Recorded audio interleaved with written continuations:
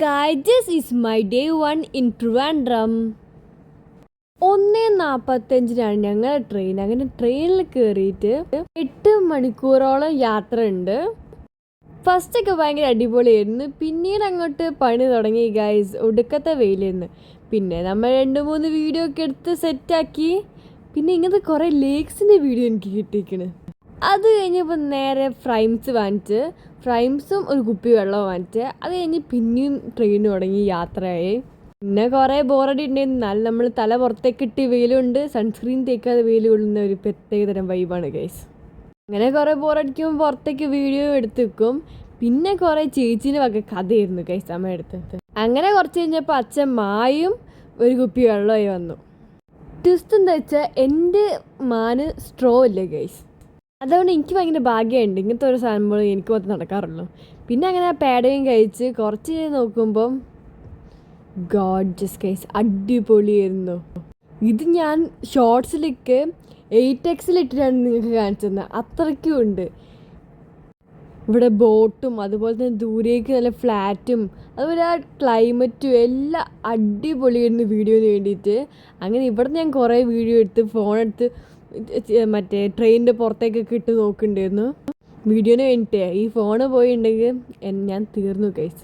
ഇത് കുറേ ഉണ്ടായിരുന്നു, അടിപൊളി. ഇത് മാത്രമല്ല ഭാരതപ്പുഴയൊക്കെ ഞാൻ കണ്ടു, വീഡിയോ എടുക്കാൻ പറ്റിയില്ല ഗൈസ്.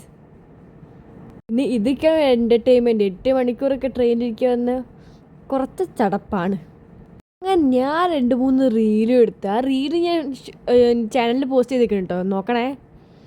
അങ്ങനെ ഇതൊക്കെ ഒരു എൻ്റർടൈൻമെൻറ്റ്. അല്ലാണ്ട് 8 മണിക്കൂറൊന്നും ഇരിക്കാൻ പറ്റൂല ഗൈസ്, എങ്ങനെയെങ്കിലും രാത്രി ആവാൻ വേണ്ടി നിൽക്കുക. അങ്ങനെ കുറച്ച് കഴിഞ്ഞപ്പോൾ ഈ മേഘമൊക്കെ ഭയങ്കര ഇരുണ്ട് കേട്ടോ. ഇപ്പം മഴ പെയ്യുന്ന രീതി. അപ്പം കോഴിക്കോട് ഭയങ്കര ചൂടാണ്, തിരുവനന്തപുരം വന്നിട്ട് മഴ ആസ്വദിക്കാമെന്ന് കരുതിയപ്പം മഴ പെയ്തില്ല. ആ സങ്കടത്തിലെത്തി. അങ്ങനെ ട്രെയിനിൽ നിന്നു. വർക്കലയാണ് നമ്മുടെ സ്റ്റോപ്പ്. അവിടെ നിന്ന് നമ്മളെ ഇട്ടിമാമൻ പിക്ക് ചെയ്യും കാറിൽ. അങ്ങനെ ഞങ്ങൾ കാറിലൊക്കെ എത്തി. അപ്പോൾ എനിക്ക് നല്ല വിശപ്പുണ്ടായിരുന്നു, ഒന്നും കിട്ടിയിട്ടുണ്ടായിരുന്നു ട്രെയിനിൽ നിന്ന്.